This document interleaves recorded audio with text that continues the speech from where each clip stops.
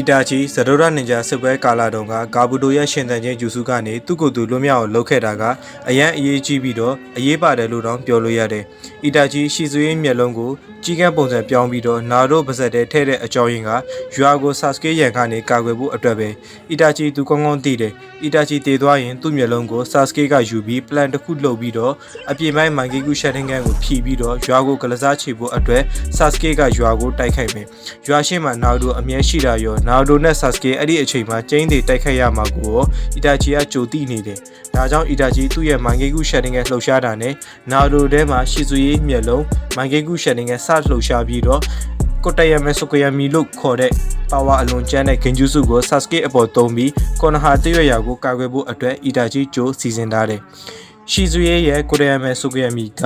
မာဒရာရဲ့ influences ဆိုကိုယမီထက်ပါဝါအကျန်းဆုံးလို့မဆိုရပေမဲ့မာဒရာရဲ့ဂင်ဂျူစုပြီးွားရင်ရှီဇူရဲ့ဂင်ဂျူစုကျန်းတယ်လို့တော့ပြောကြတယ်ရှင်နိုဘီတိုင်းက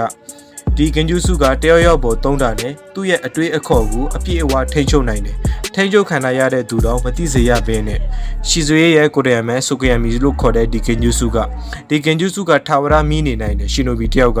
အီတာချီကဒီမျက်လုံးကိုဆာစကေးအပေါ်သုံးဖို့ထားရတာဒါပေမဲ့သူရှင်သန်ခြင်းကနေလွတ်မြောက်ဖို့အတွက်ဂါဘူတိုဟာနေလွတ်မြောက်ဖို့အတွက်ဒီဂျူစုကိုသုံးခဲ့တဲ့အီတာချီသာယောဂမရှိဘဲနဲ့သာနေခဲ့မယ်ဆိုရင်သူ့ရဲ့ IQ level နဲ့နားလည်ပေးမှုကောင်းမှုတွေကြောင့်မာဒရာလောက်ပါဝါရှိနိုင်တယ်လို့ရှင်နိုဘီတချို့ကပြောကြတယ်